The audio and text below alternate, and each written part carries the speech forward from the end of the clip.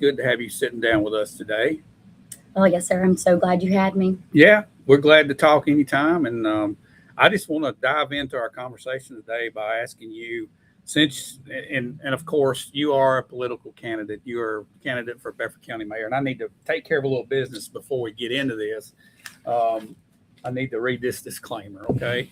Um, so before we get started, we want to be transparent with all of our viewers out here. Allie Puckett is currently a declared candidate for Bedford County Mayor here in Bedford County. And Conversations remains an editorial program under the full control of Shelbyville Now. This platform is not affiliated with any campaign, and we will offer equal access to all qualified candidates in this race. Our goal is to provide open discussion of issues facing Bedford County while maintaining fairness and transparency. Okay, now that the business is over with, let's just have a conversation. I want to ask you, Allie, as you have entered into the race, the political race and the political world, and you've been out talking to people, what are the type things you're hearing just when you're just bumping into folks, just having a conversation? Oh, they're mostly meeting me with their families and where their families are at and where they see them going. That's a big one. It's really coming from that kitchen table issue, and coming to people's houses it really brings it out of them, and it's so good to hear. And we hear about the issues, we kind of see the issues, y'all talk about them on here, but until you're like out in Bedford, out really talking about those issues, seeing where they're coming from, pulling on their road and seeing the tracks split up they've been talking about on Facebook, or seeing the road, how it looks or whatnot, it's really brings it all together. Well, you mentioned about, we talk about them on here a lot of times in this platform, and we talk about things that we hear, but we also talk about things that we experience and we see, and that's one vantage point. We have that conservative vantage point, and we see things sometimes a little different than what other people see. Have you bumped into anybody out there? Well, I'm sure you have. When you come from a totally different vantage point, and it opens your eyes to something. Have you had anything like that happen while you've been out visiting with folks? I have actually, and well, it didn't quite end the way I wanted it to, but we conversed. I came across a fellow looking for one of my constituents' houses, or a voter, and we had a little chat. It was a Friday afternoon.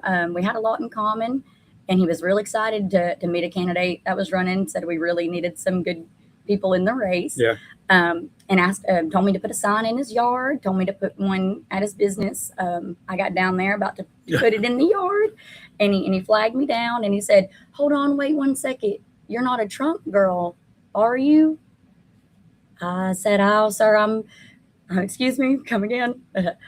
But yes, sir, I am. He actually sent me a letter and told me what a good job I was doing. I hope that doesn't disappoint you. And he told me it did. He told me his family came from school teachers, and we had some differing views on who the president is and some descriptors. So we agreed to disagree, and he declined to take my sign. But we let bygones be bygones. I went and found the person. He still pointed me in the right direction. But that was an interesting encounter for me, and I was glad to have it because I know I'm going to encounter it, and I get it on social media. I get the slur words, the descriptors, but having it in person hasn't happened since I was in college. So it was interesting for that to happen out on the road like that. I think that when you do encounter maybe a different vantage point or somebody from the opposite view than you completely, just a reverse, a 180 from you, I think it does open your eyes up and understand that those people are just seeing things from a different angle. Mm-hmm. And a lot of times it was taught to them. They were brought up into a family that had those ideas, and I think that when you talk to more people like that, it kind of eases some of the tension, and you're not afraid the next time you encounter somebody because it helps you understand really what you truly believe. Exactly. when you get challenged, mm-hmm. and not that it's a war, or a battle, but it helps you when you do that. Did you leave that experience feeling that? Yeah, I really did. I did. And it's kind of like when you flip a coin, you kind of actually realize what you want the answer to be when it's in the air. And I mean, you don't wish for it to happen, but I was glad it happened because it didn't happen in a big blow up way. We left, with smiles and have a good weekend. Yeah, sure. Yeah. So it was nothing too terrible, but yeah, I think that it's definitely something we need to utilize in that, having good discourse. Well, let me ask you this. How do you feel that difference let's say a right versus left difference. How do you feel like that plays out at the local level as far as the county government goes? I know at the federal level, it's like a big time polarization. I think though the closer you get to home, the more that separation fills a gap in. Now I still feel it here, but do you feel like that you could work with somebody that had an opposing view Oh, yes. at the local Opposing level? views are absolutely something that, fundamentally, when you're flexible, you're the strongest. They Right, say that the bamboo that bends is stronger than the oak that breaks.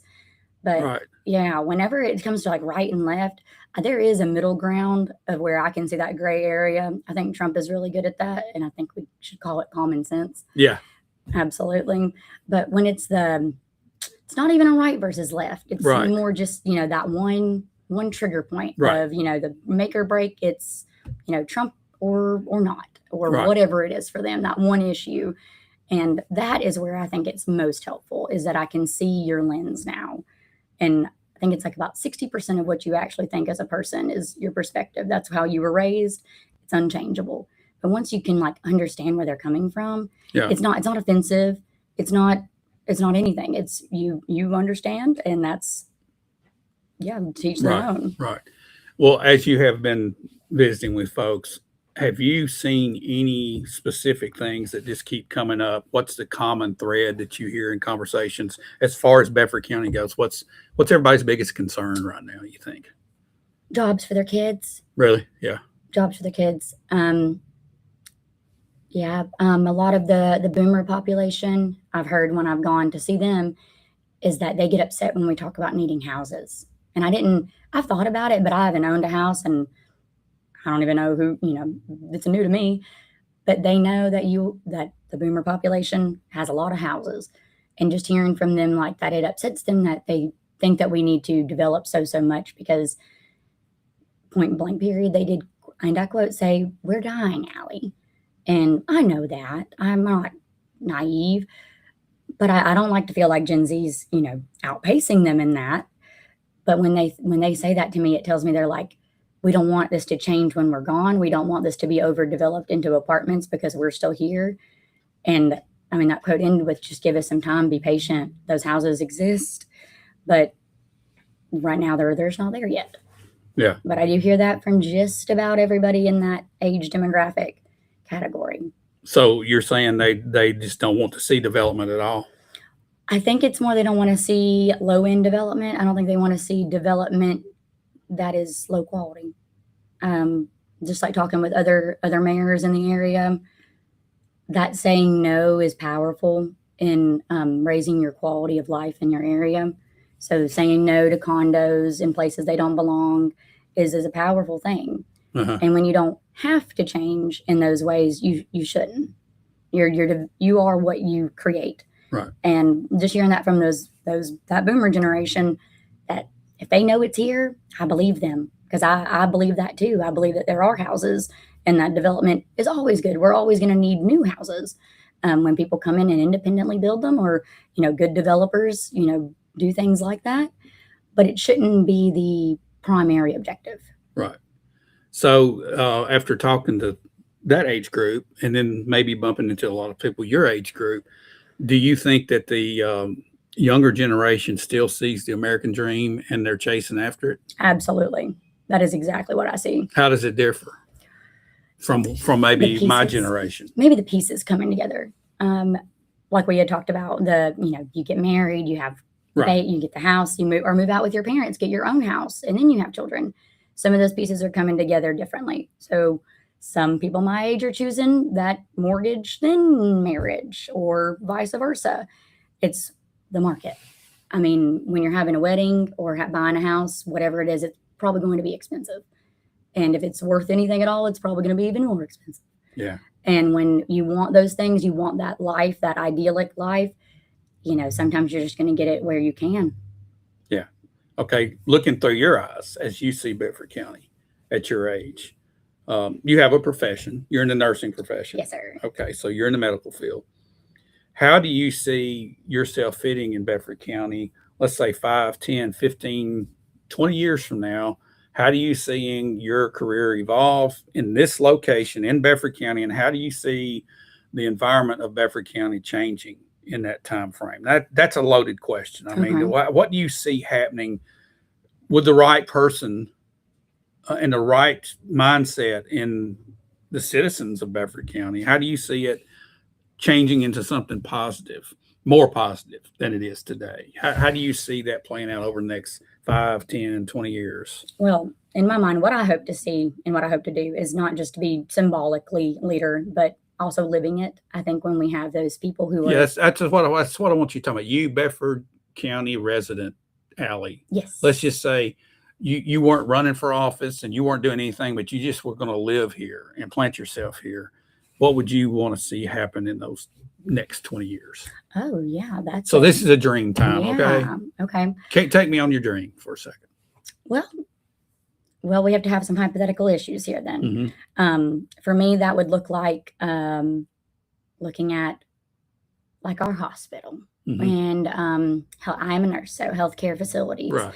And all of those different occupations that hire people like me to be there. When we don't have those jobs, we don't have those jobs. Right. And I'm a Pell Grant recipient. It's one of those grants you get to go and get an education Right. and hopefully serve that community that you're from. I have never been employed as a nurse in Bedford County outside of being an agency nurse. Right. I've never been hired to. I've applied, but I've never been hired as one. So for me, that would look like becoming less of a, what I've heard people call it, a health desert, and become more health affluent. Okay. Outside of that, see, I'm not trying to put myself on the spot here, but my dreams have gotten a little bit bigger here recently. They do involve me hopefully being in charge. And as the mayor, I hope to live those values for everyone to see. Yeah, just watch me. Well, let me ask you this. How does the walking horse industry fit into your dreams? I know you were born and raised into that. I myself have been my entire life. And that's a flagship for Bedford County. How do you see that progressing? How do you see that being an anchor maybe for Bedford County over the next 20 years? Right. When I've talked about like nostalgia and that being like Right. what is so much gold to us, the way that it's gone for the horse industry since 1970 and the Horse Protection Act has been on a downward turn. In my mind, had we not faced all of these repercussions for the last 30 years, we would not have this opportunity, once in a generation opportunity that we do right now. For the last 30 years, that law has been unconstitutionally enforced against the Tennessee walking horse. To me, being leadership in Bedford County to stand up and force change in that arena, what I would love to see in a dream world is to see the HPA taken to the Supreme Court in front of a conservative majority with President Trump in the White House and get it overturned. Refill that void with our own expectations and standards that can be fairly and equally applied across the board, and return all of our breeds and gaited horses and performance horses to the circuit that we used to have. Okay, that dynamically changes Bedford County. Yes, sir. Okay, and this is something that I hope for. However, all the politics works out, the Tennessee walking horse is the greatest horse on the planet. Amen. Okay, by far, it is the most versatile. You can do anything with a horse. Now, I would like to see whether the Horse Protection Act goes away or whatever. I still think that the horse is so good that we should be bragging about it.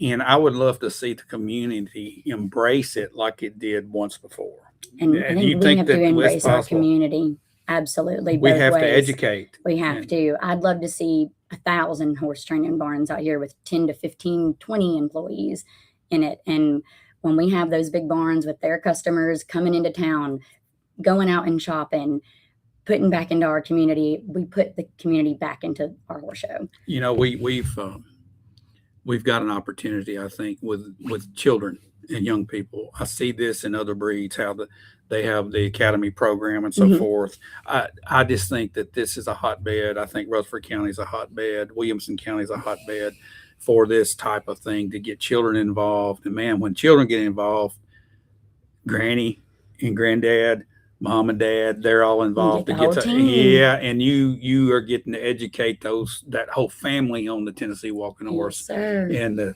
over here at the celebration grounds, we have a bigger crowd and we have a little bit more enthusiasm.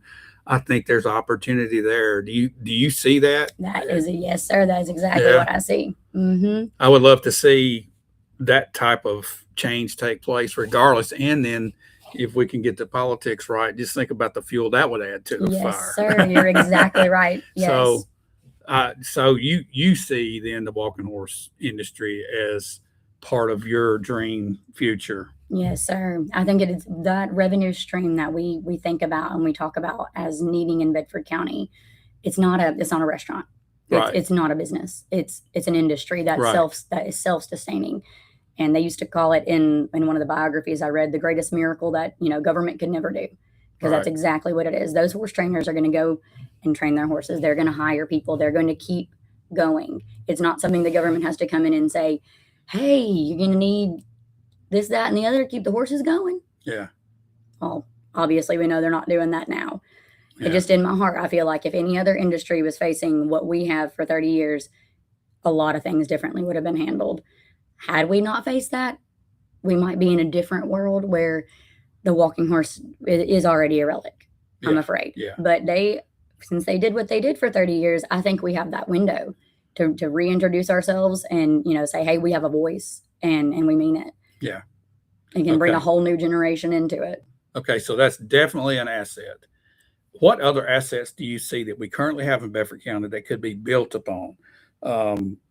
Is there any other asset, anything that you say that's such a positive thing for Bedford County that you could say, well, there's a starting point with this that could really grow? Oh, what are some of them you see? These beautiful people. That's exactly what it is. Because it's just going down the road, like just even the man that I stopped and didn't even know.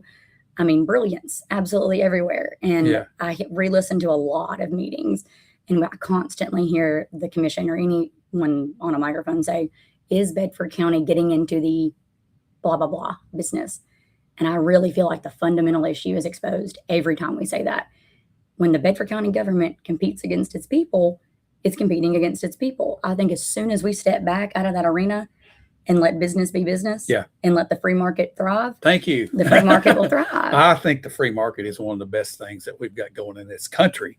And it's live and well in Bedford County. And there's something that's just popped up recently, and I'm sure you're aware of it because you're on Facebook. You see what's going on, the Southern Cup deal that's been going on, this Pay It Forward thing. That is a community supporting a local business, and it needs to happen all over the place. And it was organic. I mean, they just did it, and it just keeps snowballing. Right. And I that is more of that. And I know that it's not something you can just be like, oh, we're going to do it because we want to. It does just happen. Yeah. And I know that once you start peeling back those pieces, to me, when we talk about our government here, there's just, I don't know if it's just animosity or apathy, or it's just a wall between it and our people. I think once that starts to peel back and the people feel like not only they have a voice in there again, I mean, we talk often about how people do not participate in the elections here. Right. And I mean, that's fair. I understand if you feel like everything that's going on has not had your voice in it for a long time, that makes sense. But the best thing I've heard from folks is that, they feel like there's an opportunity for a voice in the world again. You bring that up, people not wanting to vote. Do you think there's some new energy in the younger folks in Bedford County this time around? Yes, election-wise? I do. I think that big picture item of Trump reintroducing to them that they can do great things. And I don't know, if you get around this age, you start looking back at some American history, it's really emboldening to recognize what they went through at a different time with no cell phone. Exactly. Really. And no internet. So why not us? A lot of them, no telephone, no at all. Nothing. The smoke signals. Exactly. Telegraph. And a guess from the Lord, I guess. Yeah. I mean, but with that, it's just, it doesn't change. I don't think humans ever really change what they want in their hearts. They're always going to seek freedom. They're always going to seek liberty, and you're always going to seek purpose. Yeah. And so many people, I feel like my age, replace that purpose with other things. And I don't know if you've seen recently the discussions about young women on birth control and then having their womanhood sold back to them for $12,000 a round. I felt that issue coming. I felt it very early. I'm a big Keeping Up with the Kardashians fan when I was younger. And I remember those girls being put on birth control 14 years old, 15 years old. for different reasons. But all of them now as adults, they struggle with fertility. Right. And I just really do see that my generation sees those issues and goes, I don't want to be a part of the problem. I'm not. I see the other way around it. And I think that's really, really good. I know we have to fail in some ways in order for that to happen. Yeah. But it's got to get really messy before it can get clean, kind of thing. Okay. For this American dream to play out, how does local government play into it, or do they play into it? If they do, to what degree? I've struggled with this. I think, government has certain responsibilities to establish certain things based on where they're at. Do you see well, I'm just thinking I'm going to put words in your mouth. Just tell me, what do you see local government, what do you see their role in this American dream? Well, their role is to get out of the way, Okay. maintain All infrastructure, right, get out of the way. and bolster our workforce. Yeah. So if you're Yeah. not doing one of those things, and there are issues, you need to regroup. And sometimes that looks like a whole clean house. Okay. Sometimes. But Yeah. yes, exactly. The getting out of the way is just about the number one objective. And just like with parents and kids, there's that natural sense of rebellion. So when you see the propaganda, and you start doing it in symbolism, and you say town's getting better, this is a new deal or whatnot, and nothing else changes. It's the same song of 30 years long with a new face in front of it. Yeah. It enrages people. It does the opposite of what you think it does. It makes people want to move. Yeah. Because they're like, oh, it's really not getting better. It's like it's a hope killer. So when you start introducing those new ideas and all that stuff, you got to keep it going. But you can't force it down people's throats. It's always going to be choice. It's going to have to be within that individual. So if the government gets back and things still stay that way, I doubt they do. I just don't believe that. I think that's an excuse to not do it. I think that's just an excuse to keep things the way they are. Yeah. So then you think the biggest role of government is just take care of their things and just get out of the way, basically. In fiscally responsible way. I concur. That's kind of the way I think. Please quit thinking of things. Yeah, please quit thinking of things. Yeah. We cannot afford it and it's too expensive. And one Thank thing you. that just drives me crazy, I'm spilling my guts here, is for government to take credit when a business person decides to open a business and risk their own capital and jump out on a limb and take that risk. And the first thing you see is government officials having their picture made and taking credit for it and telling you that they did this, they brought this here. And That drives me crazy. oh, and then we get so angry when people want a Publix or whatnot, and then, well, isn't that where it comes from? Yeah, the government did that. Yeah, But that you know makes why? perfect sense. The government takes so much credit for this stuff, the general public starts to buy in that the government is responsible for this. No, and there are so many success stories throughout Bedford County that I hope more people know about them. I'm going to showcase some of them myself, but some very brilliant families who've done exactly what I think should be done. Yep. And it's not a one size fits all. Everyone has their own niche, their own purpose. I mean, not everyone can be a horse trainer. Not everybody can put in cabinets, but some people, they have those channels they go in, and if you go for it and go all the way, you end up being a very awesome part of a community. Yeah, and those success stories are often swept down, and they're not in the headlines. And you don't see the big ribbon cuttings for them, and you don't see the government officials lining up to have their picture made with a shovel. And you got a guy out here that started a farm, okay, and a restaurant with it, and is expanding constantly out toward Unionville. I'm thinking about Nash Creamery.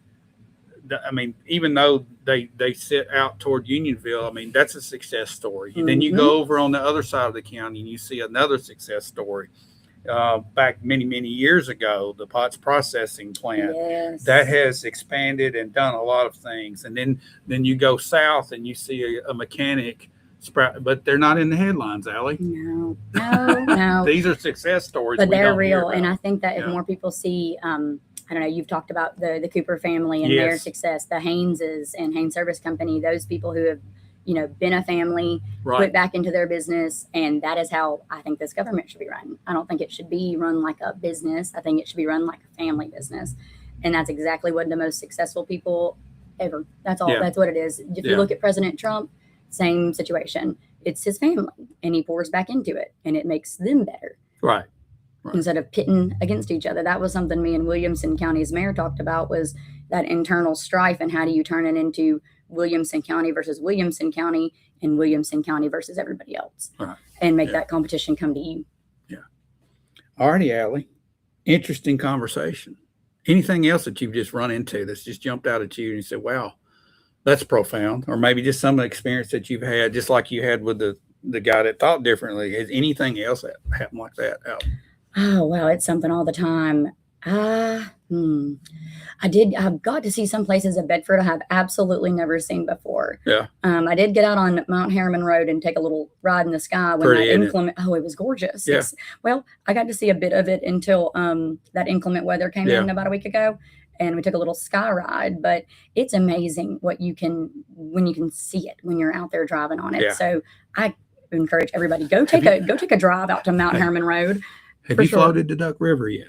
I have absolutely floated the Duck River. What about that? Yes, sir. I haven't got to float this year, but we're gonna have to go pressure wash some kayaks and get back at it. There yes, you go. Sir. I think that anybody that says they want to preserve the Duck River, or if they want to overdevelop and suck water from the Duck River, they should have to float the Duck River. Float the duck. Go And float just check the it duck. out.